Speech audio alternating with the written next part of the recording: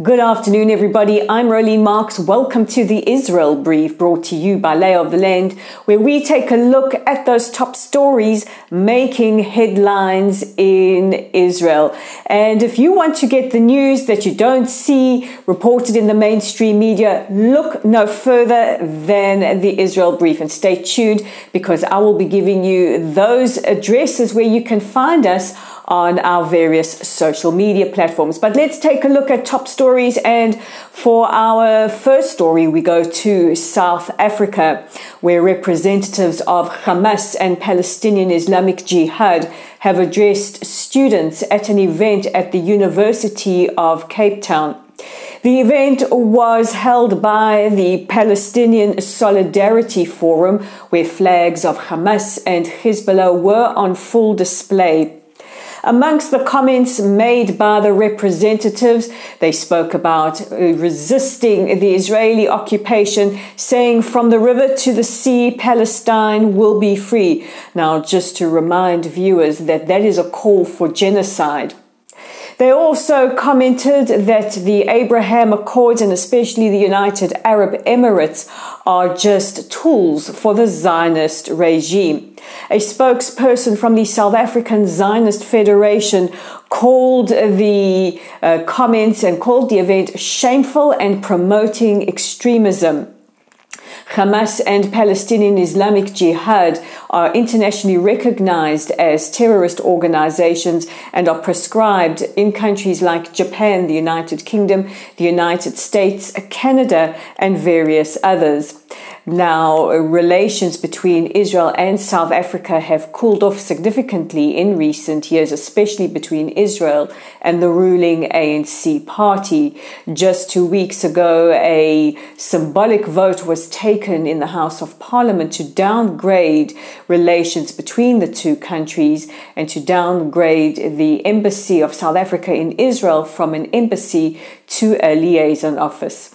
Yesterday was a national day of standstill in South Africa, and supporters were seen wearing red shirts with Free Palestine written on them as well.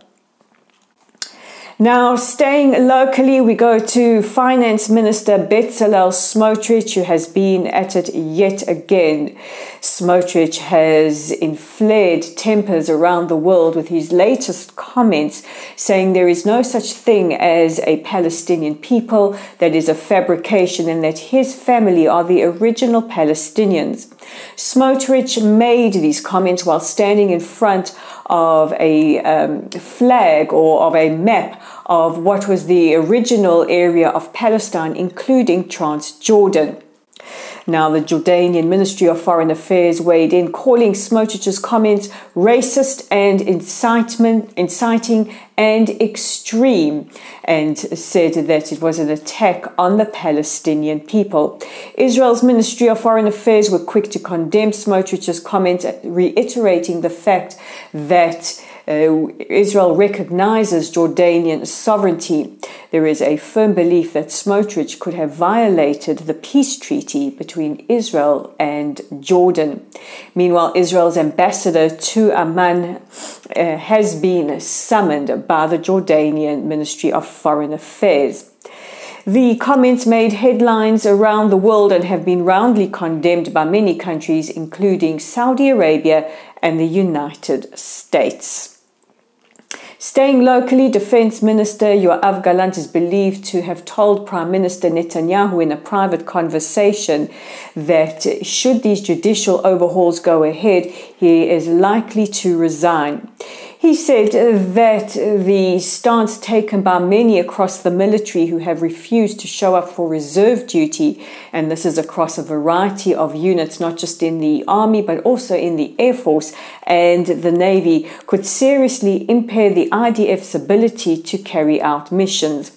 Now, the comments were said privately, but somehow managed to leak to the media. A spokesperson from the Likud denied the comments made by Yoav Gallant, and a Ministry of Defense spokesperson declined to comment. Meanwhile, hundreds of police officers are being deployed in and around the old city of Jerusalem as the city gears up for Ramadan, which starts, I think it is tonight. Or when is the new moon? The new moon is tonight. So it starts tonight, and we wish our Muslim viewers Ramadan Mubarak.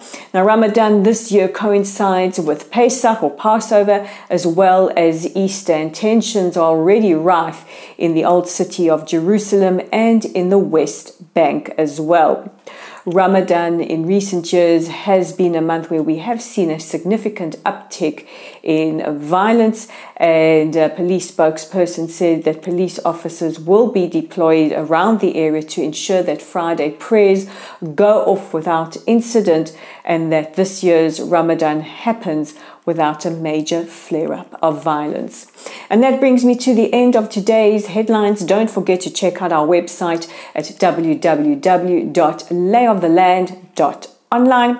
There is a new story there from Dr. Ephraim Zurov. He is the famed Nazi hunter with the Simon Wiesenthal Center.